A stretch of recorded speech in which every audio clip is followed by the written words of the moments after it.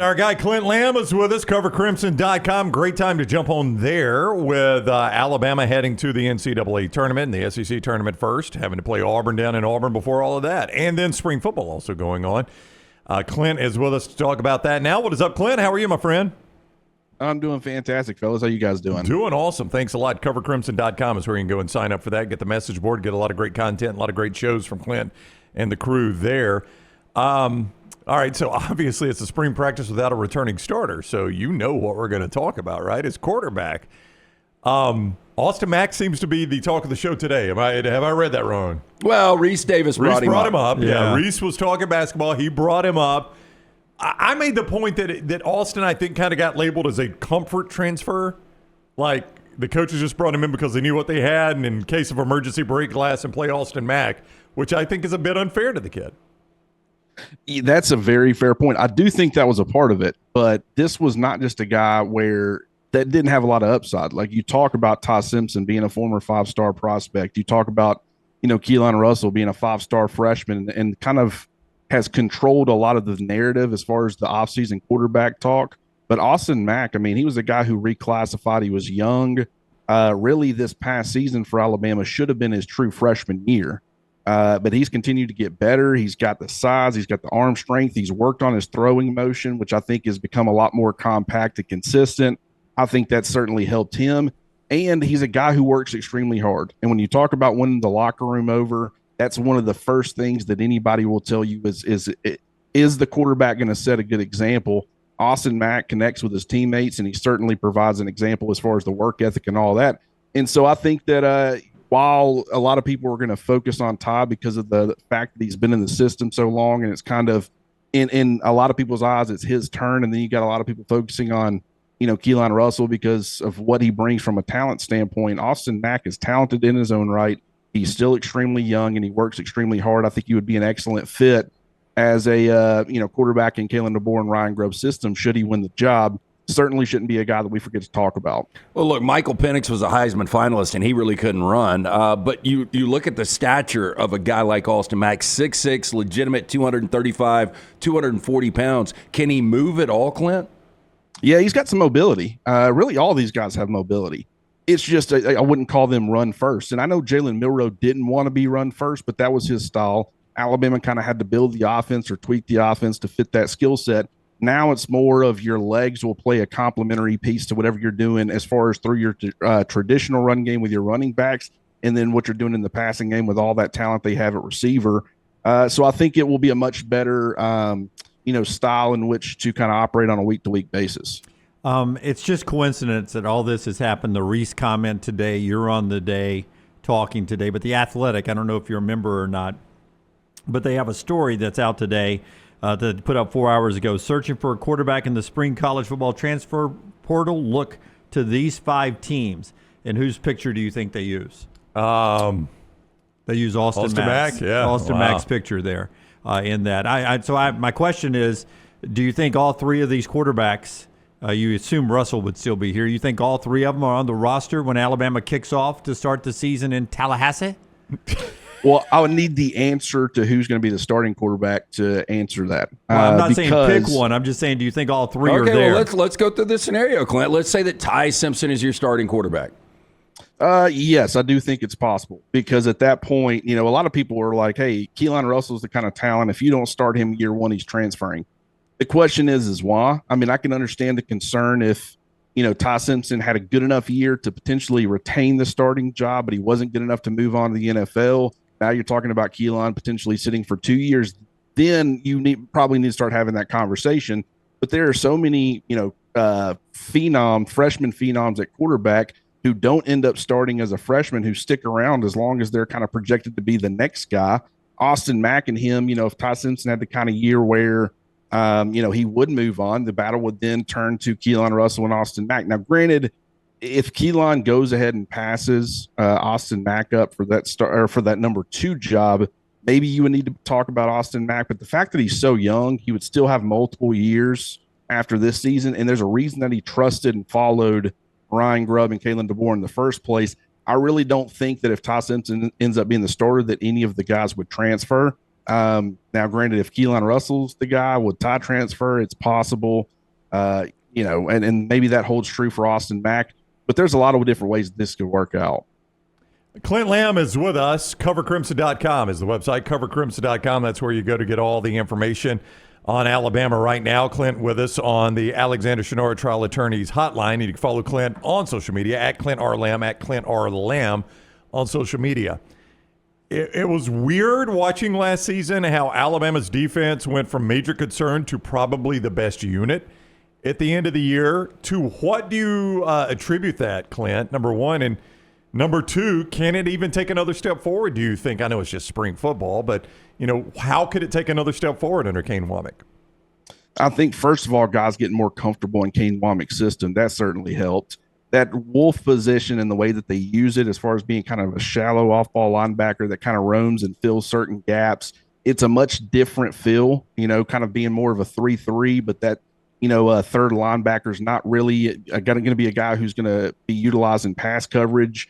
I think that's where it started, was just guys getting more comfortable. But then I think generating the turnovers and the fact that vision-oriented defense really started to come on strong. Now, my biggest concern for the defense going in to this season would probably be the lack of sack production. Now, we talked about that going into last year. Kane Wommack's defense has never really been designed to get a high number of sacks. It's more so been pressure to turnovers rather than pressure converting to sacks.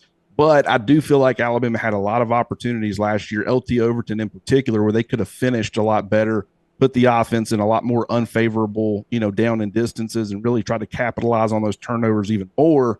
I would fully expect with the returning production in the secondary, a lot of playmakers on the back end and really on the second level, assuming everybody is healthy, they're going to have the ability to generate turnovers. I would just like to see the front be able to get a little bit more of a consistent pass rush. LT Overton was a huge part of that. Probably need some complementary pieces to him. I certainly think they got the horses to do that, but that would probably be my biggest concern for the defense, and whether or not they're able to take another step forward. Because if they can do that and they can stop the run more effectively, which, as I said, it got more comfortable as far as responsibilities, but the run fits and all that stuff. I love Jihad Campbell. I love Deontay Lawson, but their run fits from the second level wasn't consistent enough. I think Nakai Hill-Green really addresses that issue, but, they got to have some complementary pieces to that as well, because all it takes is one open gap and, the offense can have success on the ground. Got to be able to stop the run more consistently, too. Yeah, back to Jihad Campbell, led the team with 5 sacks, only 25 total sacks last year, and he has solidified himself in Indianapolis, probably a top 20 guy. But now that he is gone, is there – look, Will Anderson was Will Anderson, but Dallas Turner, you talk about true edge guys. Is there a potential guy that you see on this defense that could be a double-digit sack guy ultimately? Kane Wommack's defense, I think maybe once it was Indiana no, I think it was South Alabama when he was the defensive coordinator back in like 2017. That's the only time he's ever had a guy who broke double-digit sacks. So it hadn't been all too common. But I do think they got some guys who could potentially reach that. I think LT Overton just simply finishing a little bit better. Like, he had 39 pressures and only 2 sacks. When you see guys getting up in the high 30s, low 40s as far as pressures, normally that converts to about 7, 8, 9, maybe even 10 sacks. It's just LT Overton couldn't finish at a high enough rate where he only finished with 2. That's something that I think will be addressed. He'll be a lot more of a consistent impact player. But whether you're talking about those versatile pieces, being able to play off ball, being able to play on ball, Justin Hill, the true freshman, I'm really impressed with him. I think he brings a lot of that versatility. I think he'll be able to play the wolf position in the way that Kane Wommack wants to deploy it.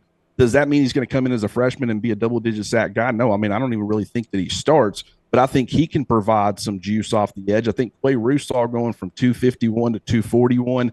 I loved his ability to set the edge at 251, but I do feel like that there was some stiffness to his game where really it didn't translate well to being a good pass rusher or a consistent pass rusher. I think him being lighter is certainly going to help on that front, and him being healthy for the entirety of the season. Hopefully that should help him be a lot more consistent and productive.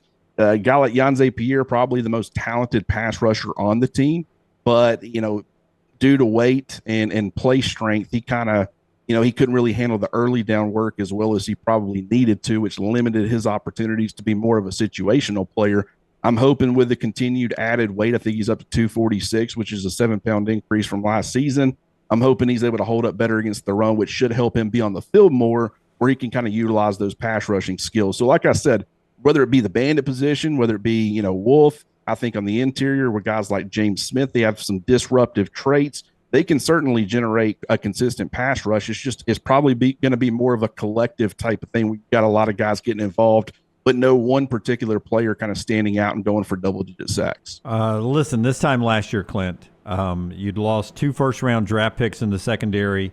You'd lost the kid to Ole Miss, the kid to Ohio State. I didn't know what the hell Alabama's secondary is going to look like. How do you feel about them this year with the guys that are coming back and the new guys there? It's got to be night and day. Oh, it's incredible. It makes a huge difference in the way that you perceive the team too, because last year you looked and you said there's talent all over the place. They've recruited the position well from the high school rankings, but just the inexperience is going to be a massive problem. And, a guy like Keon Sabb, him going down really hurt Alabama's secondary last year. But what it did do is it gave Bray Hubbard an opportunity to get on the field. And while you would have been, it's possible Keon Sabb would have moved on to the NFL should he been if he would have been healthy for the entire season, on top of losing Malachi Moore. Now you've got Keon Sabb coming back. Bray Hubbard's got that experience. You've got a couple of experienced, safeties. Zay Mincy was able to start in the bowl game, 5-star freshman last year. Really like what he was able to do from a run support standpoint. But then at corner, Damani Jackson being out in the spring has kind of left the corner position a little thin as far as experience. But I think that if push came to shove, like Deshaun Jones, he was outside corner last year. He ended up playing some Husky, sliding inside and really helping at that position. He's currently working with the safeties in practice. Would fully expect him to either be Alabama's starting Husky or really heavily involved in that rotation along with Red Morgan. But if he needs to, if something happened from a depth standpoint on the perimeter, he could move back outside.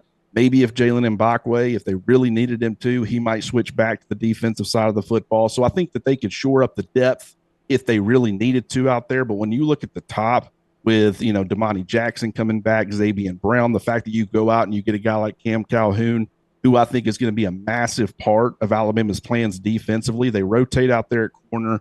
You look last year between Jalen Mbakwe and Deshaun Jones, they kind of, both were Alabama's cornerback 3 last year. They combined for almost 400 snaps. You look the season before, Trey Amos being that cornerback 3, he played 340 snaps. And so depth at that position is absolutely key. I think Alabama at least runs 3 deep. You also got, Dejon Lee, who is a 5-star corner, really highly talented player. I was watching him yesterday, the biggest cornerback I've ever seen in person. And not much is sacrificed from a movement perspective. I certainly think he could end up playing safety or Husky down the line, but I also think he could stay on the perimeter for all 4 years or 3 years. He's that kind of talent. And so, there's some inexperience there, but I think that they could run at least 3 or 4 deep and really run even deeper than that at corner if you start moving some guys back around.